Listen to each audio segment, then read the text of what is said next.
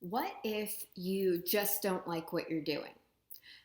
Maybe you have a writing job and you don't like it. It's not the writing job that you want. Maybe you have a job that has nothing to do with writing and you don't like it all and you just wish that you could have a job writing or editing or in some creative field. What do you do? And so I have a little life hack for you, and I hope you'll understand where I'm coming from when I offer this to you. My advice is to act like every job you have, specifically the current job that you have, is your dream job. And if you want to get even more broad into life, act like everything that you are doing is your dream thing and your dream activity. So think about that for a second. And the reason why I think this is so important, even if, and it's not denying your reality of maybe you just don't really like it, but it is about your attitude and how your attitude affects your circumstances. It doesn't change your circumstances. You still might be doing the exact same thing that you have declared that you don't like, but what your attitude can bring to those circumstances. So one thing that happens, just bringing it back to acting like the job that you currently have is your dream job, one thing that happens is that you open yourself up to learning everything you can from that job.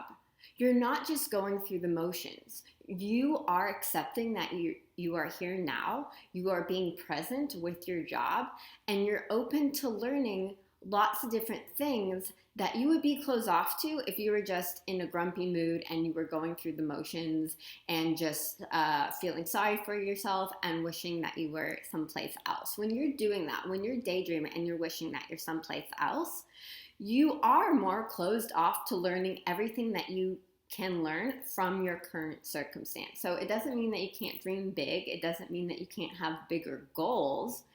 Those things can certainly still exist. But when you are doing the job that you currently have, be open to learning everything you possibly can from it that will come in handy in the future. And the second thing that is so great about this is think about, okay, I don't like this job I currently have, let's just say.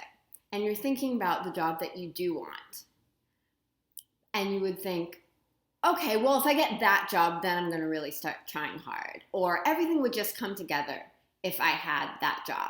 But you don't get there without doing the steps that lead to that job. So where I'm kind of going with this is you don't just automatically start working hard one day at something if you haven't practiced already working hard.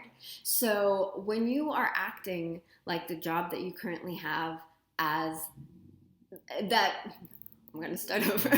When you are acting like the job that you currently have is your dream job, you are practicing working hard and you are practicing giving your all to it. So when you do have another opportunity in the future that you are really excited about, you don't have to all of a sudden get this energy and momentum and learn out of nowhere how to apply yourself to that job. You've already been doing the hard work all along.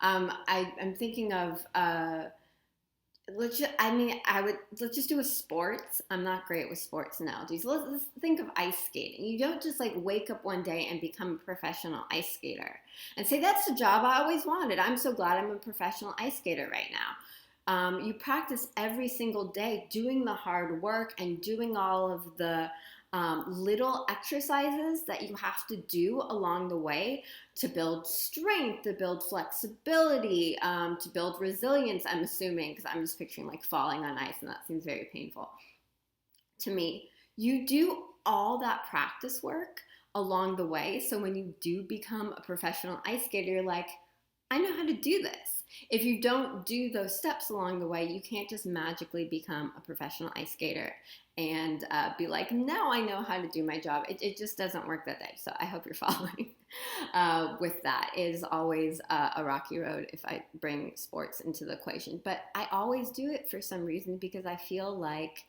people understand sports analogies and I want to help clarify what I'm saying. So thank you for bearing with me on that.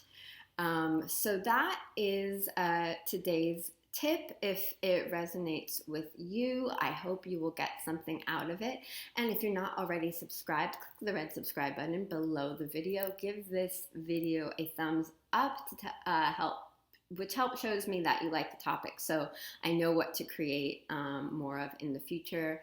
And finally, tap the notification bell so that you get a new note on Wednesdays when I publish a new video for you. I will see you next week. Bye.